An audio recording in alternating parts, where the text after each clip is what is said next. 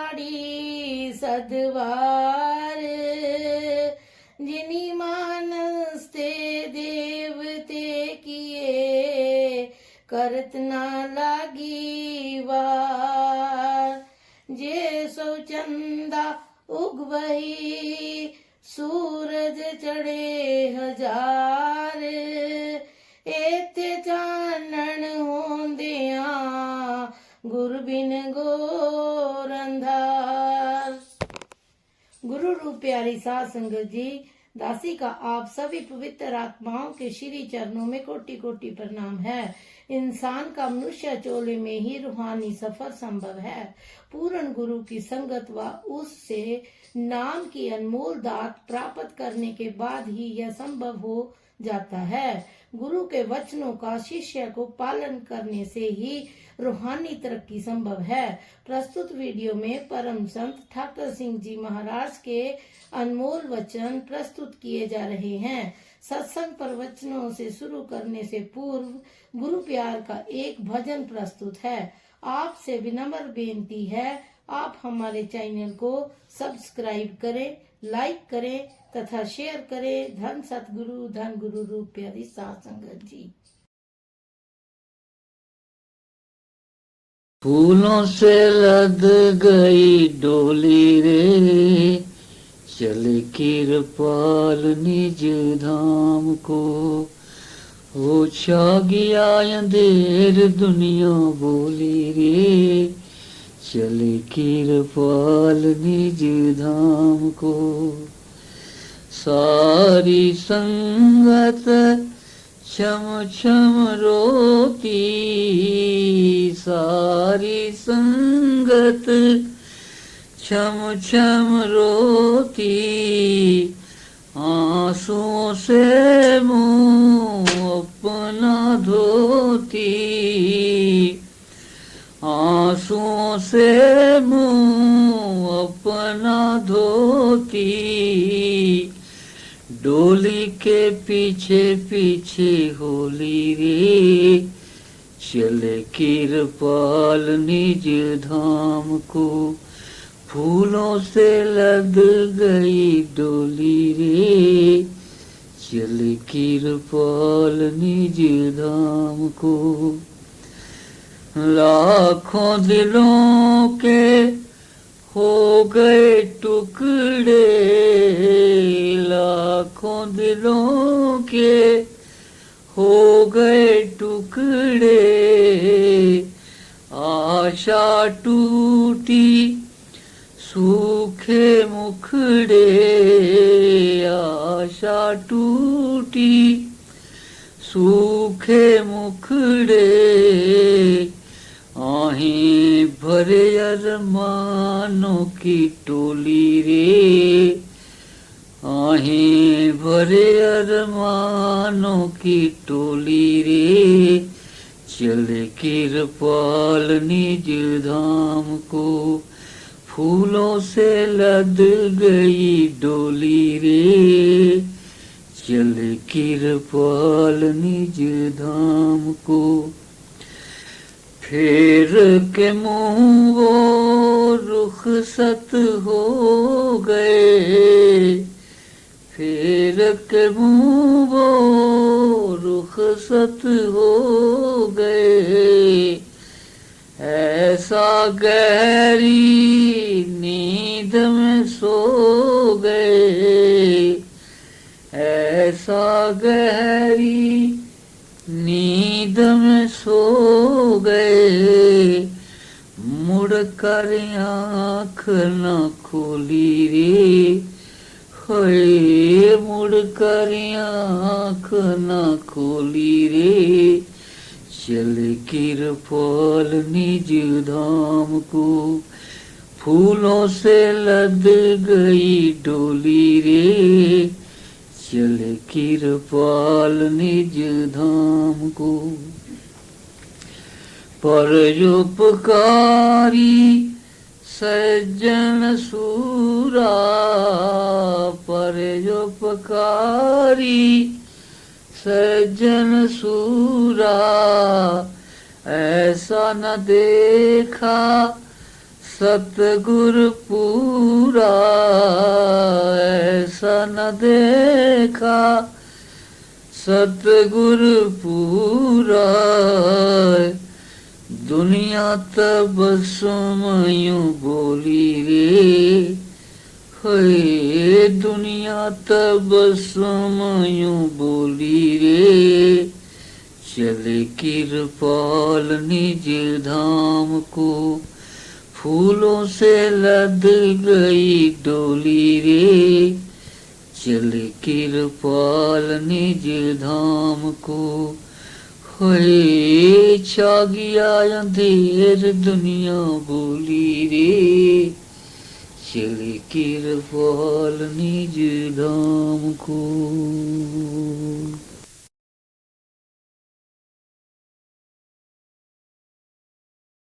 गुरु रूप प्यारी साध संगत जी, आप सभी पवित्र आत्माओं के श्री चरणों में दास का कोटि कोटि प्रणाम है। परम पूज्य परम संत ठाकर सिंह जी महाराज जी सत्संग प्रवचनों में फरमाते हैं, मैं विनती करूंगा कि भाई अपने गुरु को गुरु समझो। गुरु कभी भी ऐसी कोई बात नहीं करता जिसकी कोई जरूरत नहीं होती, जिसकी कोई कीमत नहीं होती, जो फिजूल होती है, जो फजूल बात है उसका कोई ध्यान नहीं करता। लेकिन कोई पढ़ा लिखा हो, बुजुर्ग हो, हमारा बाप हो, चाचा ताया हो, उसकी छोटी छोटी बात भी कोई उसको हम बड़े ध्यान से सुनते हैं। अगर वह कोई बात करेगा तो उसका कोई मतलब होगा जिसका हमारे लिए सुनना जरूरी होगा। उसको सुनना, समझना और उसका पालन करना। जैसे फौजी कमांडर होता है, उसके एक लफ्ज पर ही सारी फौज जो है स्थिर हो जाती है, आगे काम करती है, इधर हो जाती है और या उधर हो जाती है। उसका एक फटाफट शीघ्र एक्शन प्रभाव होता है, सभी का उसकी तरफ कान होता है कि वह क्या कह रहा है। तो ऐसे ही गुरु का भी एक एक अक्षर जो है, लफ्ज जो है, यह ठीक है कि कई बार बहुत कुछ भी कह देता है। तो इसका मतलब ये नहीं कि वो जो कह दिया बहुत कुछ है वह फजूल है। अगर कोई हमें झोली भरकर हीरों की दे दे तो उससे हीरों की कीमत कम नहीं हो जाती। अगर एक ही हीरा दे तो ये कहेगा कि यह एक ही है जो मिला है, ज्यादा मिल जाए तो उसकी कीमत नहीं घट जाती, वह पूरे ही रहते हैं। तो ये ठीक है, यह उनकी इच्छा मर्जी है, उसकी बख्शिश है, उसकी दया है। वह जो हीरे मोती हैं, यह तुम श्लोक साध के वचन अमलीक लाल है रतन, सुनत कमावत होत उधार, आप तरह लोक निस्तार। तो मेरे अपने जीवन की जो कुछ थोड़ी सी हालात है उसके लिए मैं भी आपको अर्ज कर देखा हूँ। मैंने बहुत सारे वेद ग्रंथ आदि पढ़े हैं, लेकिन नाम लेने से पहले, नाम के बाद फिर हजूर महाराज जी की पुस्तकें, हजूर महाराज जी के वचन ही मैंने पढ़े हैं। उसके बाद और कोई वेद शास्त्र माफ करना मैं नहीं पढ़ सका, क्योंकि उसके बीच में कोई ऐसी बात आती थी जो कि मन को ऐसा मोह जाती थी, ऐसी उत्तम लगती थी, उसकी कीमत इस तरह लगती थी कि बाकियों की जो कीमत है वह नीचे रह जाती है। तो फिर मैंने हजूर महाराज जी के वचन पढ़कर फिर भजन पर ही बैठ जाता और फिर ज्यादा हजूर के वचन ही पढ़ने, क्योंकि उससे कोई ऐसी चपेट लगती थी कि मन ऊपर चोटें पड़ती थी, कि मन फिर सह नहीं सकता था। पता नहीं लोग जो हैं बड़े बड़े जो पाठ कर लेते हैं उनकी तो चमड़ी ही बड़ी सख्त होगी कि जो सब मार खा जाते हैं, तो फिर उन्हें पता नहीं लगता कि हमारे कहाँ पड़ी है। तो मतलब ये है कि यह चमड़ियां जो सख्त हो गई हैं हमारे मन की, हमारी बुद्धि की, उसके साथ यह काम नहीं बनेगा। लेकिन जब गुरु की बात करता है तो वचन गुरु जो पूरे कहो ठीक गाठरी बांधा, एक वचन एक को ही पकड़ लो, उत्तम श्लोक साध के वचन, अमली कुलाल ए रतन, सुनत कमावत होत उधार, आप तरह लोग के निस्तार, अपना उद्धार होगा तो लोगों का भी भला हो जाएगा। तो माफ करना, यही कारण रहा, मुझे अफसोस अपने पर ही आ रहा है, आप पर तो क्या आना है कि गुरु के वचनों को हम गुरु के वचन नहीं समझ सके।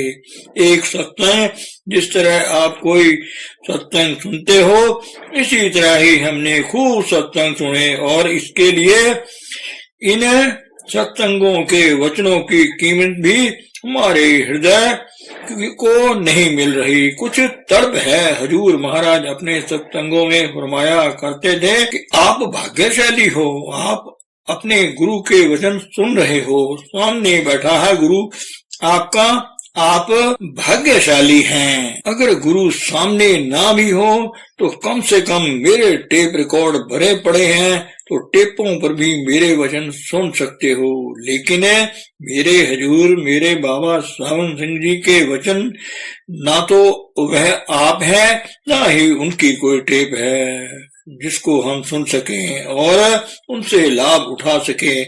हमारा क्या हाल है?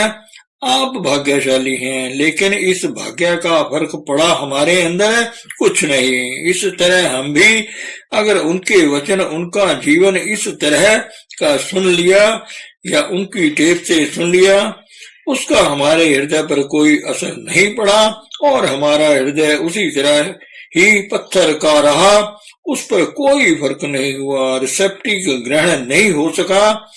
तो अब मैं रोऊं या क्या करूं? जिस तरह कई बार होता है कि माँ बाप जो होते हैं दुखी हो जाते हैं, तो कुछ भारा गालियां थपेड़े अपने बच्चों के लगा देते हैं और कुछ अपने सिर के बाल खींच लेते हैं। तो बच्चों को ये क्या कहें, फिर अपने सिर अपने दोनों हाथों में से पीटते हैं कि हम कितने बदकिस्मत हैं जी, आप जैसे बच्चे हमारे पल्ले पड़ गए, हम बदकिस्मत हैं, हम बुरे हैं। तो किसको बताओगे? तो गुरु किसको कहे? तो मेरे हजूर बड़े सब्र से, बड़े प्रेम से, बड़े अदब से तो उनकी टेपे सुनकर देखो, एक एक अक्षर जो है, एक एक जो उनका फिक्रा वाक्य है, तो उसकी समझ कर देखो तो उसमें ऐसी ऐसी बातें हैं कि उनमें से एक चीज को पकड़ लो अपनी जिंदगी में तो आपका काम बन गया। जिस तरह द्रोणाचार्य ने पाठ दिया था, बाकियों ने तो पढ़ लिया, क्रोध मत करो, झूठ मत बोलो, लेकिन युधिष्ठिर ने उसे क्रियात्मक अमली जामा पहनाया। 15-20 दिनों के बाद कहने लगा कि मुझे बहुत अफसोस है कि आपका दिया हुआ आधा सबक याद हुआ है, कि मैं सच बोलना तो सीख गया हूँ, लेकिन मेरा क्रोध पर वशीकरण अभी भी नहीं हुआ है। यह ही आधा सबक याद हुआ और बाकी आधा नहीं हो सका। तो उस समय द्रोणाचार्य ने उसको अपने गले से लगाया और कहा, बेटा, ये आधा सबक जो याद हुआ है, जिस तरीके से तूने याद किया है, बस आधा ही काफी है, दूसरा याद करने की जरूरत नहीं है। अगर वह भी कर लो तो अच्छी बात है, लेकिन मेरे लिए इतना ही काफी है और ज्यादा जरूरत नहीं। तो सत्संग करत बहुत दिन बीते, अब तो छोड़ पुरानी बाण। हजूर महाराज जी को इस बात का बहुत अफसोस था, शायद इसी कारण हमसे छुट्टी पा गए, क्योंकि वह जब उनके आखिरी 2-3 साल रहते थे तो उन्होंने नाम देना बंद कर दिया था। इसी तरह ही टाल देते कि अगले महीने सही, अगले सही, नहीं तो हर महीने का पहला रविवार जो होता था उसको नाम दिया करते थे। तो पूज्य ताई जी ने एक दिन अनुरोध किया कि महाराज क्या बात है, आप संगत को ऐसे ही टाल देते हो, लोग बहुत दूर दूर से आते हैं। यह हफ्तावारी का माहवारी मासिक सत्संग जो है उस पर नाम देने के लिए आप हर बार टाल मटोल कर देते हैं। तो बड़े दुख से कहने लगे, जिनको पहले दिया उन्होंने क्या कर लिया है। जो पहले पढ़े लिखे हैं वे भी पशु चराते हैं, गाय भैंसे भेड़ बकरियां चराते हैं, क्या बन गए हैं। तो जो उनके ऊपर आकर बीए एमए करेंगे वे भी भेड़ बकरियां चराएंगे। तो भेड़ बकरियां तो अनपढ़ भी चरा सकते हैं। तो जिनको नहीं नाम मिला वे भी भजन नहीं करते, जिनको मिल गया वे भी नहीं करते। जो उनकी कर्म करतूत है आम, जो गुरु बिहुने निगुरे हैं, जैसी ही कर्म करतूत उनकी भी है। जो गुरु वाले हैं, गुरु किया हुआ है, तो गुरु कहता है कि मैं क्या करूं, किसको नाम दूं, तो उन्होंने नाम देना बंद कर दिया था। तो किस कारण करके, सिर्फ हमारी जो कमी कमजोरी है इसी कारण करके कि ये लोग फायदा नहीं उठा सकते। लेकिन बात ये है कि क्या वह नाम नहीं देना चाहते, वह तो आए ही इस काम के लिए थे। वह तो संसार के जो जीव हैं उस काल के पंजे में फंसे हुए हैं, उनको ऊपर उठाना है। तो वह उदाहरण दिया करते थे कि पंडित ब्रह्मजात जी थे, उनको स्वामी दयानंद जी का जीवन चरित्र लिखने का आदेश दिया गया। वो कहने लगे हाँ मैं लिखूंगा। तो फिर 1 साल बीत गया तो पूछने लगे उनको साथी की जीवन चरित्र लिखा गया। कहते नहीं, अभी पूरा नहीं हुआ है, मैं लिख रहा हूँ, बड़ी तेजी से लिख रहा हूँ। 2 साल फिर गुजर गए, फिर पूछा तो फिर वही जवाब। उनको शंका हुई कि कितना वो लंबा चौड़ा जीवन है, 2-4 महीने की बात हो सकती है, लेकिन 3 साल गुजर गए हैं। अच्छा भाई दिखा तो सही कितना कुछ लिखा गया है, कितना कुछ बाकी रह गया है। कहते हैं वह दिखाया नहीं जा सकता।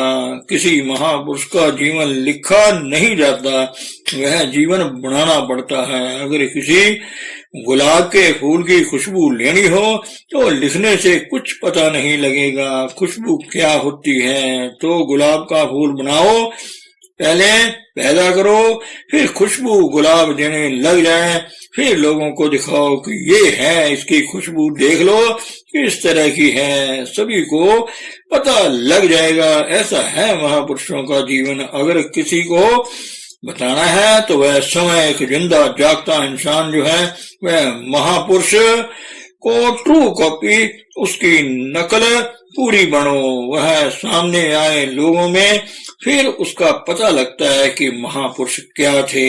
इस तरह हम भी कुछ बोल जाते हैं अपने हजूर के मुताल्लिक, बाबा जी के बारे में तथा और पुराने महापुरुषों के बारे में। इन बातों में कुछ नहीं रखा हुआ कि सारी उम्र पढ़ते जाएं और बोलते जाएं, पढ़ गड्डी लदे, पढ़ भरिए साथ, पढ़ बेड़ी पाइए, पढ़ गड्डी आही खात।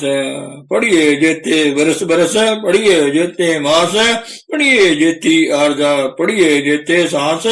लेकिन नानक लेखे एक गाल होर हमें चखना चाख। वह एक बात है कि वह खुद अपने अंदर धारण कर लेना। तो हजूर महाराज जी फरमाया करते थे कि किसी फलदार पेड़ का बीज उसके फल से है कि वह कितना मीठा है, कितना खुशबूदार है, कितना गुणकारी फल है। हम जिस महापुरुष के बच्चे हैं, हमारे अंदर कितने गुण हैं, कितनी सफेदी है, वह इससे पता चलता है उस महापुरुष का कि यह किसके बच्चे हैं। मंदा कुत्ता खसमे गाल, हजूर महाराज फरमाया करते थे। और मैं भी कल के सत्संग में ये बात आपको बड़ा जोर देकर कहता रहा हूँ कि आप दुखी हो। जब मैं चलता हूँ तो सारे अपना अपना दुख रोते हैं, लेकिन मेरे पास इतना समय नहीं होता कि मैं हर एक की बात सुनूं। फिर मुझे दुख होता है कि यह किसको कहेंगे जाकर। अक्सर जिसके पास कहना होता है वहाँ कुछ समाधान होता है, वहाँ जाता है। सारे संसार में गुरु के सिवाय और कोई जगह नहीं होती शिष्य के लिए जहाँ वह अपना कोई दुख रोए। लेकिन गुरु जो है वह स्टेज पर बैठकर सबके लिए एक आम जो सिद्धांत है बता देता है कि भाई यह एक सिद्धांत है, संसार रोगी नाम दारू। आम कई बहनों और माताओं के बच्चे इस तरह के हैं जो रोगी हैं या उनको कई प्रकार की कोई तकलीफ है। उनको मैं कह देता हूँ कि उनके दाईं तरफ का कान दबाया करो, फिर उनको जब धुन आएगी तो सब सफाई कर देगी, और बच्चे के या बड़े हों तो सबके रोग दूर हो जाएंगे। धन सतगुरु, धन गुरु रूप प्यारी सात संगत जी।